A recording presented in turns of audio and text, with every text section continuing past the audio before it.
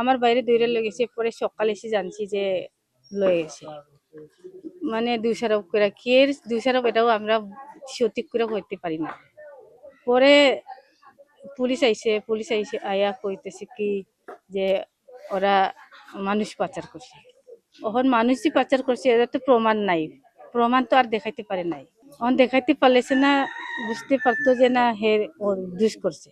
সঞ্জয় তো ডিবি পুলিশে ধরে লেগেছে, অন কই আসে এটা তো আমরা জানি না। ফিলিপ কই আসে এটা আমি তো কইতে পারতাম না। কেরা কইতেছে লোকজন পাচার করতেছে, আমরা ইন্দে একবারও দেখছি না ফিলিপ যে ইন্দে মানুষ লয়ে গেছে।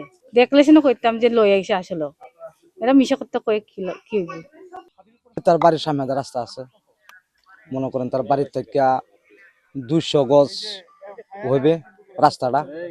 বেড়ার নিচে মনে করেন এই সড়ক, বেড়া সড়কের উপর হলে আপনার এই বেড়ার নিচে হইলে, এই সড়কের নিচে হইলে আপনার এই 5 দিয়ে লোক যাওয়া আসা করতে পারে।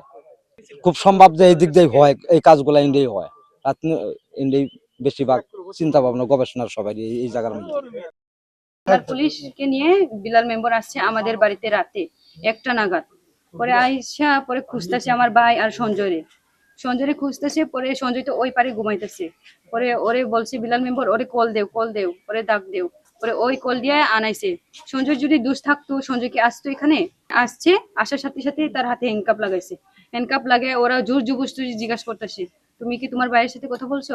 এ কথা বলতেই পারি, আমার ভাই কথা বলছি। আবার বাবির সাথে কথা বলছো, তার বাবির সাথে কথা বলা আর কি ফোনে আসিল আমার ওই যে বড় ফিলিপ ভাইয়ের বউর সাথে। ওরে ওর কথা বলছে দেখে ওকেও সন্দেহ করে ওকেও ধরে নিছে, ওর ছোট ছোট বাচ্চা আছে তাকেও ধরে নিয়ে গেছে। আর ওরা এসে বলছে যে এরকম এরকম ঘটনা, এরকম জড়িত তারা। পরে আমরা তো কিছুই বুঝি না, আমার ভাই যে এরকম করবে আমরা কোনোদিনও বিশ্বাস করি না, এরকম বলছি আমরা। তাও তারা জোর জবরদস্তি করতেছে। তাদের কাছে কোনো নাম্বার নাকি ফোন, ওই যে ফটো বা প্রমাণ আছে? ঢাকা থেকে এখানে সীমান্ত এলাকা, এটা অনেক দূর।